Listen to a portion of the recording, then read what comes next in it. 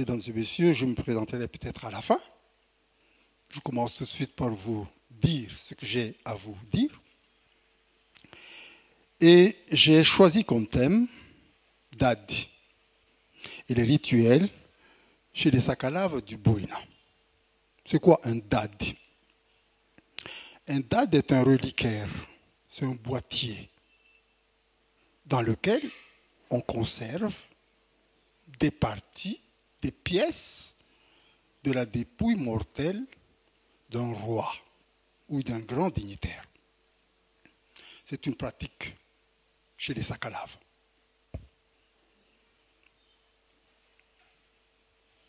J'ai parlé des Sakalaves du Boïn, mais d'où viennent les Sakalaves du Boïn?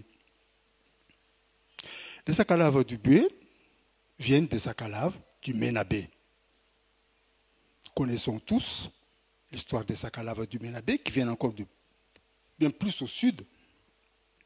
Et au moment du décès d'Andrian Daifout, ce grand roi, il avait deux fils, Andriamandi Tchiarive et Andriamandi Souarive. Il a été entendu que le petit frère, s'il veut avoir son royaume, il n'a qu'à aller un peu plus vers le nord. Donc, Andriamandi Souarive est parti vers le nord, constituer son royaume. Et pour ce faire, il a eu un contrat commercial, contrat militaire, avec des négriers, Champleuré, il y avait plusieurs navires. Ils se sont entendus sur le fait que si vous m'aidez à étendre mon territoire, vous aurez droit à tous les esclaves que vous voulez, schématiquement. Ainsi donc, Andriamandi Souarive parti, il a fait des conquêtes militaires jusqu'au Sambira. Première conquête, il est rentré, beaucoup d'esclaves, il a installé sa capitale à Tungai. Tungai, c'est dans l'actuel district de Mitin, Tungai Bezav, et ensuite il avait installé sa capitale à Marvouaï. Deuxième expédition militaire, il est rentré encore avec beaucoup plus d'esclaves, il s'était installé définitivement, il n'y avait plus d'expédition militaire, mais il a laissé en place un certain nombre de responsables territoriaux politiques. Parlons des Sakalaves du Boïn, donc ne parlons plus des Sakalaves du Ménabé. Les Sakalaves du Boïn, particularité donc à la ville de Madzang. Ici, on a des reliques, on a des dates, mais également dans le Sakalave du Ménabé, on a des reliques et on a des dates. Nous parlons que des Sakalaves du Boïna. Rapidement sur la cosmogonie des Sakalaves en général et des Sakalaves du Boïna en particulier. Le roi est d'essence divine.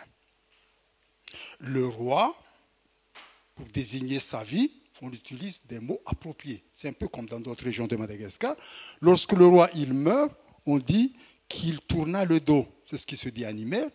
Et dans les pays Sakalaves, on dit qu'il s'est incliné ou il s'est cassé. Les dads, j'ai donné tout de suite, à l'instant, tout à l'heure, la définition des dads. Et les dads ont un rapport étroit avec la signification du pouvoir. Celui qui garde les dads, qui est en possession des dads, il a le pouvoir sur le royaume. Et pour cela, le peuple, les habitants de ce royaume, doivent périodiquement, soit annuellement dans le Boué, soit périodiquement dans le Ménabé, organiser des rituels propres afin que les manes, les esprits qui se trouvent matériellement dans le boîtier, dans les dads, veillent sur la protection du royaume ou des survivants ou bien de la descendance. Qui garde le dad a le pouvoir sur les vivants. Le Tumba et le Sa. Le Tumba, c'est tout à la fois la cérémonie et l'être invisible qui peut posséder le corps d'un homme vivant. C'est le Tumba. La personne qui est ainsi possédée s'appelle le Saha. Et enfin, distinction entre douane et mahabu. Chez les Sakalaves, le douane, c'est le site, l'espace géographique, où on vient faire des incantations pour demander la protection des vivants du royaume, le bien de la communauté. Douani, c'est un espace géographique, c'est une localité. Alors que le Mahab, c'est le lieu où est enterré le souverain. Un douane, un Mahab, là où est enterré le roi, peut être un douane. Mais un douane n'est pas forcément un Mahab. Qui est Sakalav? Nous nous rappelons très bien la conquête d'Andriamandi Solive, quand j'ai dit tout à l'heure, mais quand elle est arrivée dans le Bouin, il y avait déjà des populations. La région n'était pas vide. Il y avait déjà des Antalautes, il y avait déjà des Makours, des gens de l'Afrique de l'Est, il y avait des Senrangouats, il y avait beaucoup de populations. Mais à partir du moment où les populations vaincues militairement acceptent le pouvoir du nouveau roi et surtout respectent la cosmogonie et particulièrement la signification profonde des dates, eh bien, cette personne ou ce groupe social est considéré comme Sakalav. Je poursuis la cosmogonie par quelques particularités. Chez les Sakalaves, 3 jours sont considérés comme fastes. Chaque fois qu'on veut organiser quelque chose, on choisit soit le lundi, soit le vendredi, soit le samedi. Deuxième chose, les chiffres. Le chiffre 4, c'est un chiffre sacré chez les Sakalaves du Bouin, ou un multiple de 4. Ça peut être 8 ou 12 ou 16. La signification des angles dans une maison. Je schématise ici une maison. Les maisons sont orientées nord-sud. Ce n'est pas seulement chez les Sakalaves. En Imer, en pays en Témour, en pays en Tandrouille, dans le pays nord, très au nord, le pays en Téka, on a toujours cette orientation nord-sud des maisons. Et chaque angle a sa signification symbolique. Le nord, c'est le Fanzakan, c'est l'État, ou encore en termes de couleur, c'est les rouges.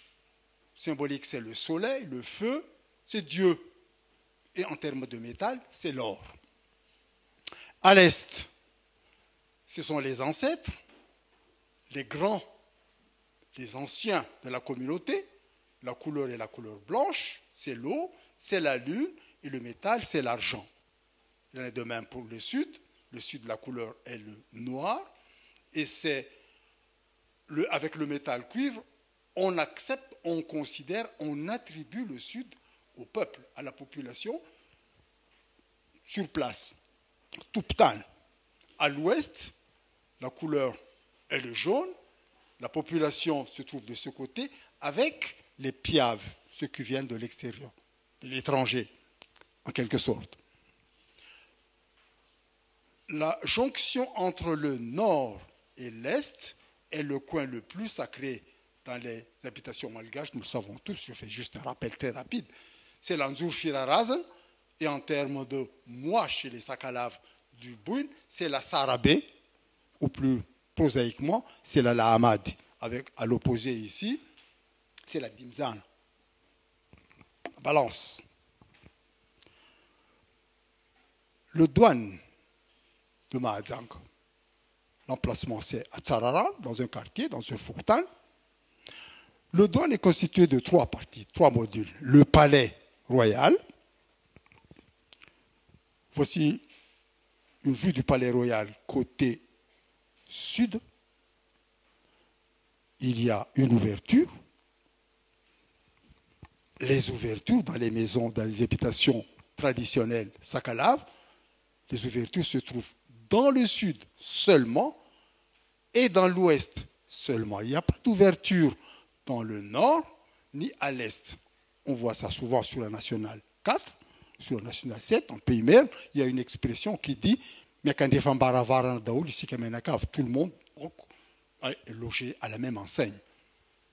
Eh bien, à Douane, on retrouve cela. L'entrée se trouve du côté sud. C'est le palais du roi, avec au-dessus de la porte d'entrée la tête du bœuf Mazavalo. On pourra en discuter, la signification de cette couleur de robe. À l'est, on n'a pas d'ouverture. Et l'autre ouverture se trouve à l'ouest. Voilà pour ce qui est du palais. Le Valamène, l'enclos rouge. On retrouve ici les deux couleurs, la couleur rouge et la couleur blanche, avec l'entrée à l'ouest. Nous remarquerons que 4 pieux sont installés juste après les portes. Le portail d'entrée, on retrouve déjà la couleur, le nombre, 4. On retrouve la couleur rouge et la couleur blanche. L'autre ouverture se trouve à l'ouest, nous le savons déjà. Et à l'intérieur du Valamène, de l'enclos rouge, on a le Zumba. Le Zumba signifiant, pour ceux qui connaissent un peu le Kiswahili, c'est la maison. C'est le lieu d'habitation, c'est la demeure, en quelque sorte. La même chose, une entrée à l'ouest, une entrée au sud, et le signe de la noblesse qu'on retrouve dans toutes les régions de Madagascar, dans tous les royaumes de Madagascar. Ce signe qui se trouve à l'extrémité de la fêtière. Entrons dans le Zumba. Comme mobilier, c'est assez simple. On a des hazoulas. Je ne sais pas traduire hazula, ce n'est pas un tambour, ce n'est pas du tout, peut-être une sorte de djembé, mais avec 2 possibilités. Il y a le hazula qu'on appelle le valiala ou mangandriabé, il y en a 4. Autre mobilier, il y a une conque. Les mangandriabé et les conques s'utilisent pendant les rituels, le jour J des rituels concernant les dades. À l'intérieur du Zumba, il y a le Zumba Vinda. Le Zumba Vinda, on l'installe au coin nord-est, la Sarabé et la Hamadi. Et c'est dans le Zumba Vinda que sont conservés les dades. Les dades sont au nombre de 4. Nous remarquerons qu'il n'y a pas d'entrée dans le sud, encore moins dans l'est. Il n'y a qu'une seule entrée à l'ouest.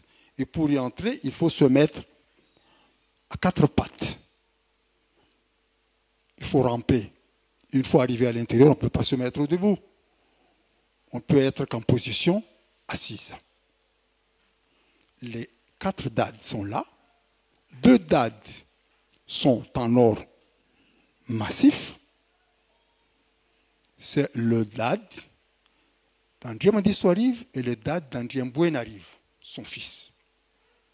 2 autres dads sont en argent massif.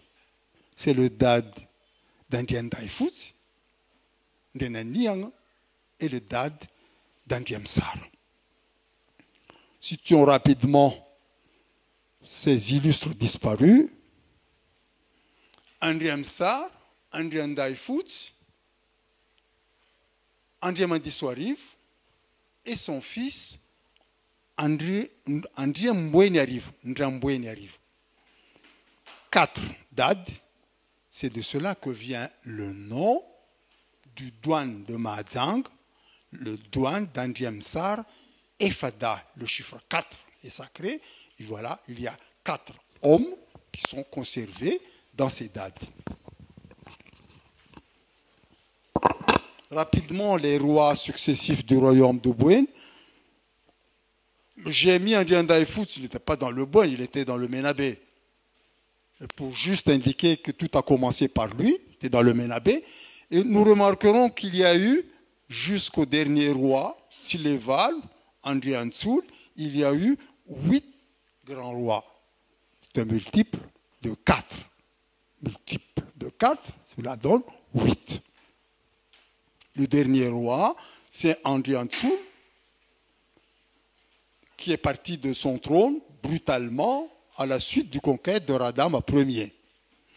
J'attire également notre attention sur la reine Ravaïne, Andriem Vaïne, qui était contemporaine du roi Merne, Andrianapoul Merne.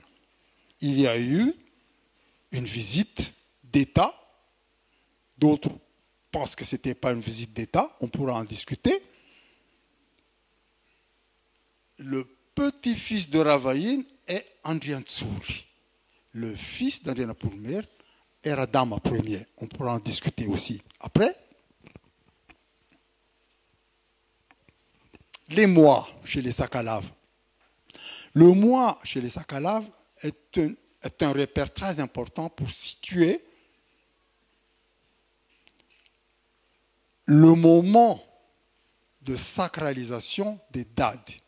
La vie du Sakalave est rythmée par la fixation du mois qui verra les rituels propres aux dates au cours d'une année. J'ai mis ici les dates, les mois, selon ce que nous voyons tous les jours quand on parle des signes zodiacaux à Madagascar. C'est une transcription en malgache des mots arabes. Donc, ce sont les lettrés du Sud, les antémous, experts en art divinatoire, ils utilisent des mots arabes. Mais on a aussi les mois qui sont les mois, semble-t-il, d'origine sanscrite, que j'ai indiqué ici. Il y a une correspondance à Sarabéa, Saramasei, Vulassir, Hieshia. Voilà les significations selon le calendrier grégorien. Le Tsinambulan. C'est un moment très important dans la vie d'un Sakalave parce que l'apparition du premier quartier de lune, lorsque j'ai toujours le courant, lorsque le premier quartier est visible de lune, c'est le début d'un mois. Chaque début de mois est marqué par une activité précise qui doit être réalisée pendant la semaine qui suit l'apparition du mois, ou en tout cas avant la pleine lune. Nous avons déjà les jours fastes, les journées fastes, nous avons déjà les couleurs, et toutes les activités doivent coïncider avec l'apparition du mois. Les rituels concernant les dates. 3 repères. Au mois d'avril, c'est le Kippa. Je donnerai les détails. Au mois de mai, c'est le Fanpoakele, Fanpofandram. Je donnerai les détails. Et c'est au mois de juillet qu'on a les rituels bien connus et qui constituent pour le Sakalave le moment le plus important pour le respect qu'on doit donner aux dates. Mois de juillet. En fait, les rituels ne commencent pas au mois d'avril ni au mois de juillet. Dès le mois de décembre d'une année, on commence par installer les ruches pour avoir du miel. Il y a une réunion aux douanes avec le roi, avec ses 2 adjoints, un manantan et le fatel, pour installer les ruches dans 2 localités forestières, à Ambalakide et à Mbatulamp. Je reviendrai sur ce calendrier immuable. Ambalakide est une petite localité qui a une 30aine de kilomètres de Madzang, c'est ici, Ambalakide. Et Mbatulamp, ce n'est pas Mbatulamp dans Tsirabé, c'est Mbatulamp dans Mbatumalam, c'est pas loin de Majunga. On suit la nationale 4 et ensuite on bifurque à droite. C'est à 18 km de Majunga. Ici, j'ai Mbatulamp. Ici, j'ai Ambalakida. On fait cette réunion. On fixe la date du départ de ceux qui vont installer les ruches. Voici les ustensiles qui sont utilisés pendant ce moment. Il y a ce encensoir, somme toute habituel, courant chez tous les malgaches. On met de la braise, on met de l'encens, et c'est un encensoir. Voilà. On utilise de la terre blanche, tan malande, tan foot, la couleur blanche. Ensuite, on a un tissu blanc de 2 mètres, tissu gore, ça doit être l'ancienne appellation du temps où il n'y avait pas encore les textiles synthétiques, certainement. Mais disons un tissu blanc. On découpe en lanière. Un peu d'argent, bien évidemment, en multiple de 4. 400 ou 800 ou 1200. L'unité monétaire n'est pas importante. C'est le chiffre qui est important. Ensuite, on fait des incantations. On demande aux esprits, à des êtres invisibles, que l'année va commencer. On va faire les préparatifs. On va installer les ruches. Et on espère qu'il y aura du miel. Après cela, ils partent installer en balakide et en batlampe sur les arbres, le tissu blanc en lanière au niveau de la cime, ensuite les ruches sur le tronc, et on laisse les ruches pendant 2 mois, jusqu'au mois de mars. Je reviens donc sur le calendrier. Au mois de janvier, première réunion aux douanes avec le conseil, le comité directeur de l'organisation d'observation de Tinambulen, de la Lune, pour fixer approximativement les mois. Il n'y a pas de date précise, comme je vous avais dit. Ça commence à la vision de la Lune, premier quartier, jusqu'avant la pleine Lune. Il n'y a pas de date précise. Date approximative fixée, notamment pour le Kippa, pour le petit Fanpo, Fanopofandram, et pour le grand rituel. On arrive au mois de mars, des émissaires viennent aux douanes pour rendre compte au roi et à son équipe. Voilà, on a regardé, le miel est là, et voilà à peu près la quantité. Il y en a assez, il n'y en a pas assez. Et après ce premier compte rendu, on laisse encore les ruches sur place pendant 1 mois. Chaque fois, je dis 1 mois parce qu'il faut toujours observer la lune et que lorsque une nouvelle lune apparaît, une nouvelle activité est entamée. On arrive donc après au mois d'avril, il y a le Kippa, après avoir laissé pendant 1 mois encore les ruches. On est au mois d'avril.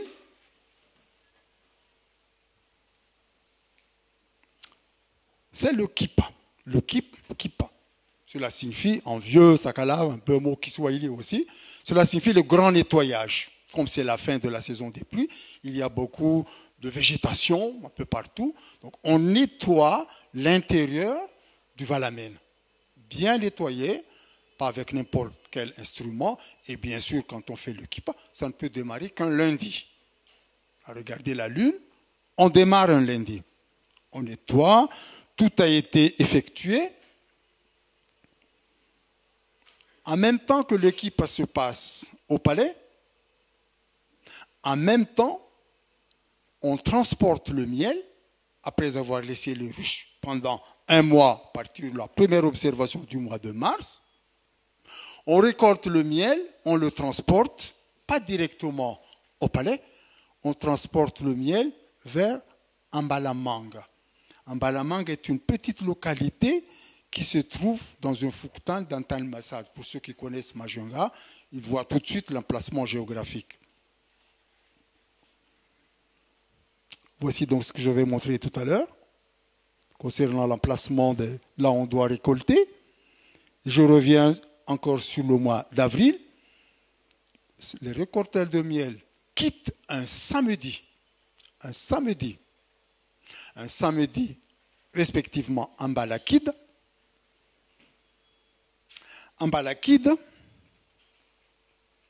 et en Batulampe. Le même jour, ils se déplacent. Ceux d'Ambalakide, ils se déplacent à pied, pas de véhicule, jusqu'à un fuktan de Madzang. Et ceux qui sont dans Batulampe, ils traversent un petit bras de mer ici, ils se déplacent en pirogue. Ils doivent arriver en même temps en Balamang. Cela ne se fait pas par n'importe qui. Ceux qui récoltent le miel doivent appartenir au lignage des Aftafiens. Et ceux qui doivent accueillir le miel en Balamang appartiennent au lignage des Vurmahir. Pour en discuter qui est qui. Arrivé en Balamang, on mélange le miel on les répartit en 8 petites cruches. Et on les laisse un mois. En attendant, donc à chaque fois, la nouvelle phase lunaire. Un mois.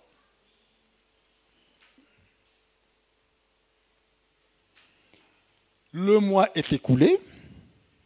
Kip est terminé. L'enclos est propre.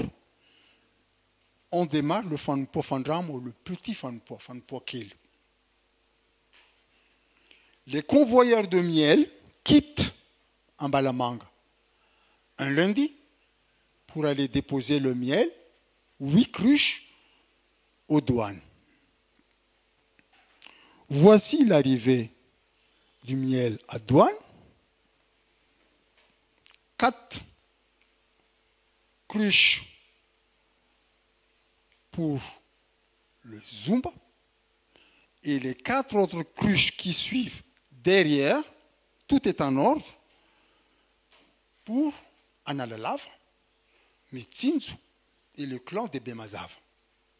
Bemazav, Sakalav d'Ambanz, de Marumandir, d'Antrema et encore dans Cabo, comme on voit. On pourra en discuter tout à l'heure. Le Fanpo-Fandram, une fois que le miel est arrivé au Zumba, on installe les 4 cruches au Zumba, on laisse les 4 cruches pendant un mois. C'est-à-dire, on attend toujours la prochaine lune. Et ce miel doit arriver au Zumba un lundi avant le zénith, vers 11h, 10h30, avant le zénith.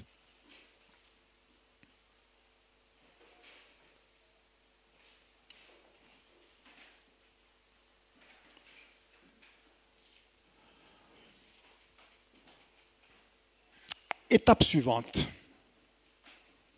le Tuamint. C'est quoi le Tuamint?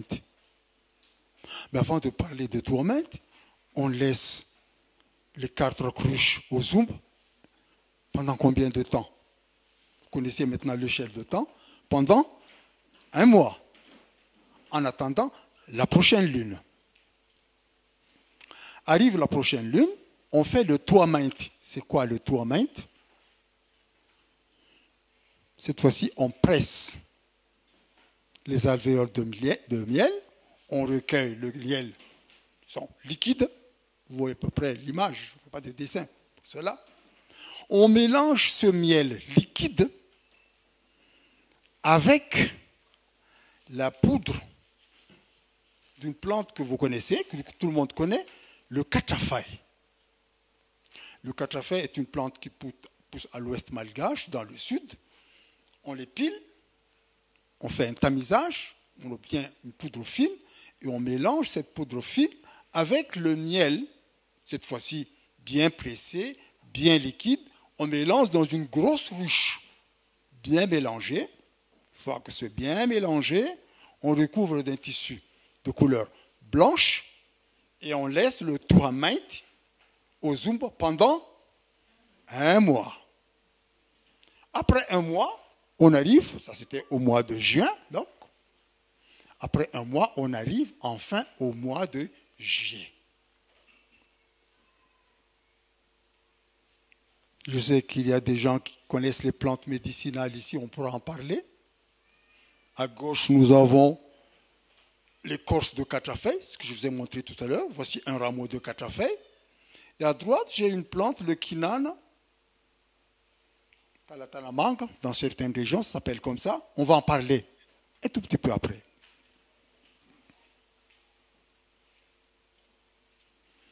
On arrive au mois de juillet. Le Tuamint a séjourné un mois au Zumba. On cherche, on attend la nouvelle lune. On voit la nouvelle lune, c'est le début des rituels proprement dit. Ça démarre, quel jour? Un lundi. Je suis à J-8. Ouverture des cérémonies. Mama Varavaram.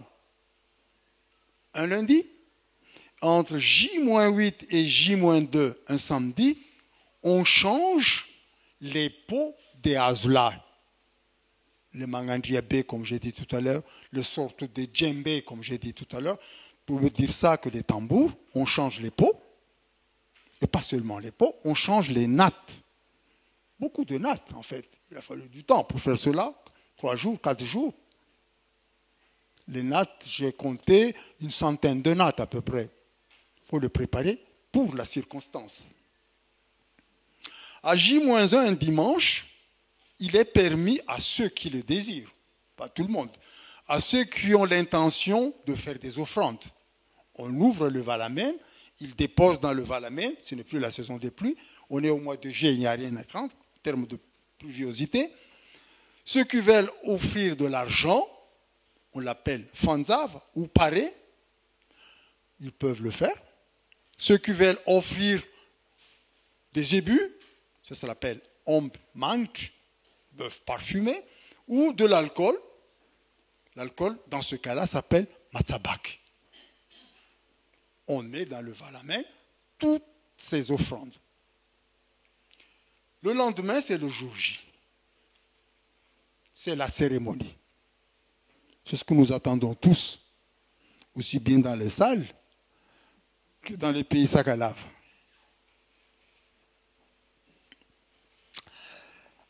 On est un lundi, toujours, avant la pleine lune. On sait ça depuis le mois de décembre. À 4 heures du matin, on tire 4 coups de feu. Le chiffre 4, toujours. C'est l'annonce du début de la cérémonie. Et on tue des ébus. Quel nombre? 4 ou 8, multiple de 4. Ou en nombre pair. Mais jamais en nombre impair. Jamais. On entre dans le zoom et on change les paravents qu'on appelle des safda. C'est en quelque sorte un moustiquaire, un paravent pour cacher la pudeur de ceux qui sont conservés dans les dades. On ne voit pas directement le Zumba Vinda. J'avais eu la possibilité de le faire parce que je travaille beaucoup avec le prince, avec son équipe. Mais normalement, il y a toujours un rideau. On change ce jour-là, très tôt le matin, les rideaux. Quand j'ai demandé l'explication, ils disent qu'on va, les rois vont recevoir des gens, il faut que le mobilier soit propre. Et la couleur, c'est toujours la couleur blanche. Il faut qu'il soit bien habillé. À midi, on démarre la cérémonie par un mélange. Préparer un mélange particulier. Un mélange dans une assiette spéciale, du tuamint. Nous appelons tuamint, là où on a utilisé la poudre de katafai. Dans une assiette particulière qu'on appelle le kapil fanzav. On mélange le tuamint avec l'eau du fleuve Betsibouka. L'eau qui a été recueillie très tôt, à 1 heure du matin. Après minuit, donc avec le nouveau jour qui commence. Mais pas trop tard, parce que le lendemain, c'est mardi. Il ne faut pas que ce soit trop tard. Il faut que ce soit lundi. L'eau donc a été recueillie le dimanche soir, en quelque sorte, à 1 heure du matin, du lundi. Vous m'avez compris. Il faut que cette eau n'ait pas été traversée par des oiseaux. Ce que les Sakalaves appellent Tsindikamburu. Il faut se lever à 1 heure du matin parce que les oiseaux n'ont pas traversé l'eau. Il faut faire à ce moment-là. C'est pour ça qu'on le cueille si tôt.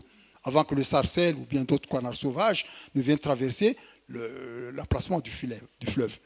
On recueille de l'eau, on l'amène aux douanes, on mélange avec le tourment. Et ensuite, avec une attention totale, absolue, et des gestes précis, exceptionnels, des attitudes dignes de plus grand respect à ces rois, on sort un à un les dates. Et en ordre. On sort en ordre en commençant par André Mandiso arrive.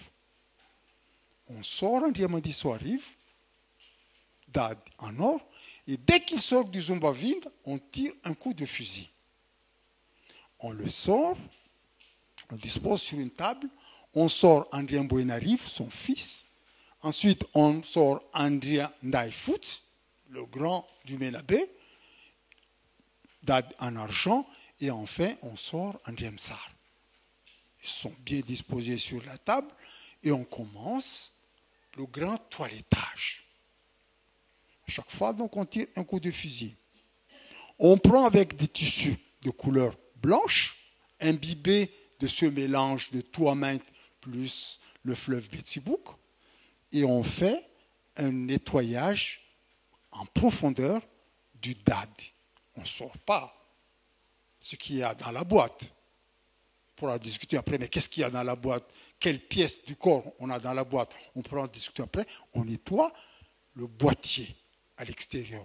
Bien essuyé, une fois, et tout de suite après avoir essuyé avec ce qu'il y a de liquide dans le capi de Fanzave, on prend de l'huile de ricin. Les dames connaissent bien l'huile de ricin pour leur utilisation spéciale. On va en discuter tout à l'heure. L'huile de ricin avec un tissu spécial également, bien imbibé d'huile de ricin, et on nettoie le Dad. Une fois. On recommence une deuxième fois avec le même Dad, une troisième fois et une quatrième fois. Le chiffre 4.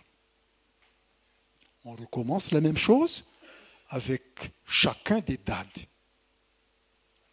Beaucoup d'attention, un silence absolu, beaucoup de respect. Une fois que tout est terminé,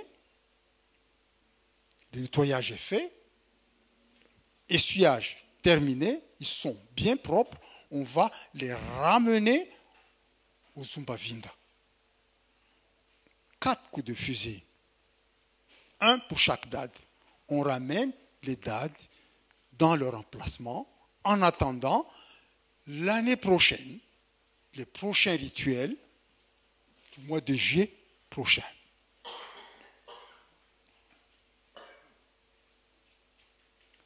Ça fait combien de coups de fusil? 4 fois 2, 8. Et on avait déjà tiré 4 à 4 heures du matin. Cela faisait 12. Mais on va encore tirer 4 derniers coups de fusil, ce qui fait un multiple de 4, 16. Lorsque les offrandes qui étaient dans la cour vont être introduites dans le Zumba. Pas tous, parce qu'il y a des zébus. Il y a beaucoup de zébus, il y a beaucoup de troupeaux de zébus, il y a des dames jeunes d'alcool, il y a beaucoup de choses. Donc, on fait entrer dans le Zumba de façon symbolique les offrandes qui étaient à l'extérieur. Les festivités commencent, tout le monde est content, on déclame à haute voix, voilà, les dads sont propres, les rois sont contents, on aura la protection qu'il faut pour l'année en cours. Et beaucoup d'autres prières et beaucoup d'autres incantations dans chaque foyer, dans chaque habitation, dans chaque fourtane, dans chaque village, dans chaque lieu de district. Parce qu'avec cette technologie, tout le monde suit pas à pas ce qui se passe et tout le monde sait que les dates ont été respectées. Jusqu'à J+4, le vendredi, c'est le Rebk. Voici les annonces de festivités. On fait beaucoup de choses. Après, à partir du jour J+2, J+1, il y a du carnaval, il y a des mouringues, il y a des conférences, plusieurs conférences, il y a des visites, il y a beaucoup de touristes qui viennent de partout, et notamment de Mayotte, de la Réunion, d'Europe, de la métropole, là où il y a des colonies malgaches, des colonies de ressortissants de Mahazang, qu'on en voit à peu près partout. Ils viennent, et c'est le dernier jour, c'est le Rebk. C'est la danse, cela se passe un vendredi.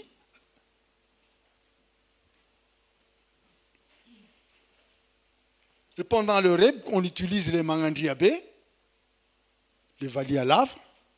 On souffle dans l'antive, dans la conque. On utilise des kepa-kepa pour ventiler les danseurs. Ce sont des rituels. Et on danse, on s'amuse beaucoup. Les matzabak vont être consommés, rassurez-vous, abondamment, sans restriction. Le lendemain, c'est samedi, on ferme. La fête est terminée, les rituels sont terminés et tout le monde se prépare à rentrer.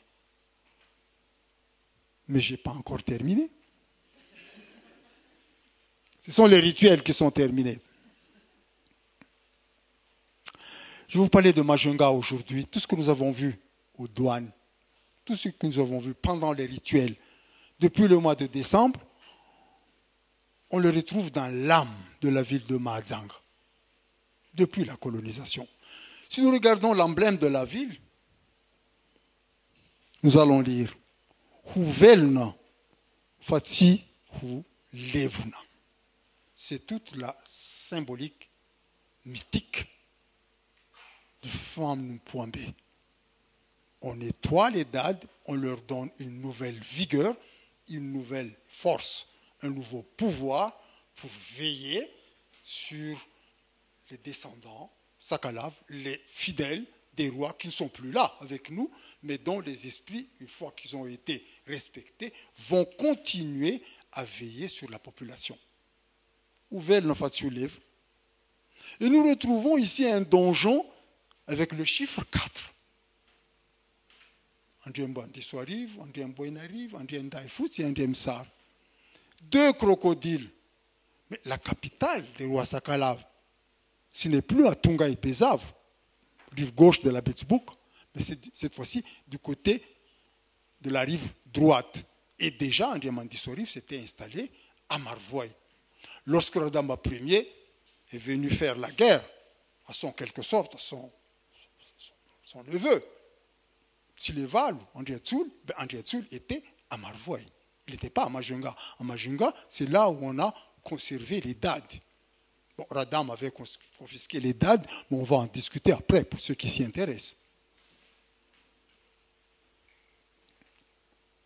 Nous sommes à Majunga. Regardez bien l'hôtel de ville de Majunga, toujours coloré, peint, en blanc et orienté est-ouest.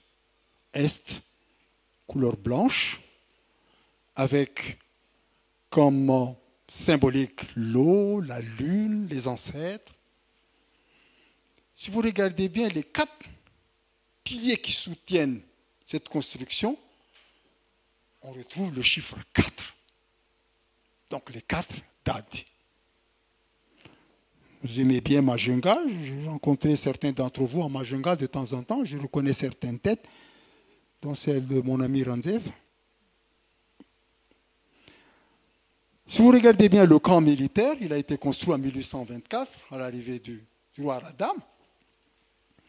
On a mis ici un Tsangambat où on a inscrit Douane Mtsinzoariv au XVIIe siècle, de 1649 à 1707. Il n'y avait pas encore les dates, comme je l'ai détaillé tout à l'heure, mais c'était déjà un douane, là où on fait des incantations. Douani, là où on fait des incantations. Et c'était dans ce camp militaire où se trouve l'entrée du fort de Radam, mais c'était déjà un douane à l'époque.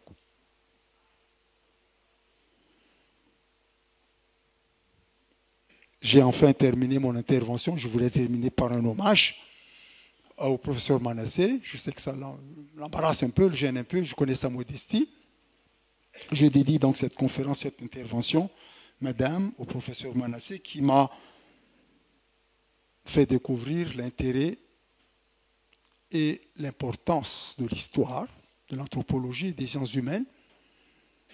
Au moment où j'étais jeune diplômé d'Europe, en même temps je regarde Ranzev, j'ai eu un accident professionnel, j'étais nommé ministre au gouvernement.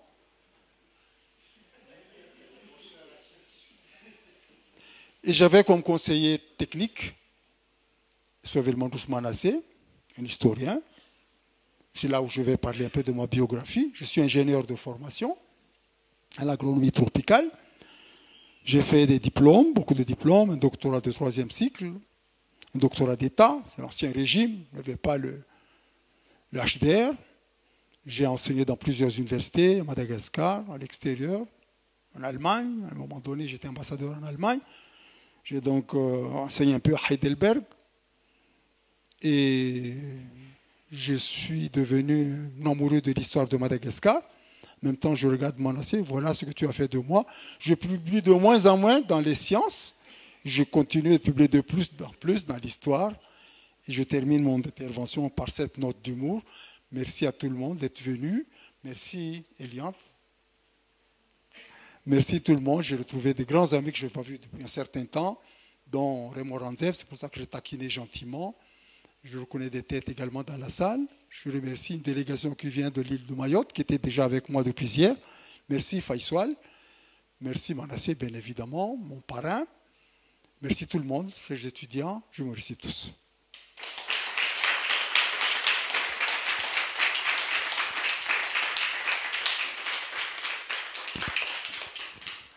Merci beaucoup.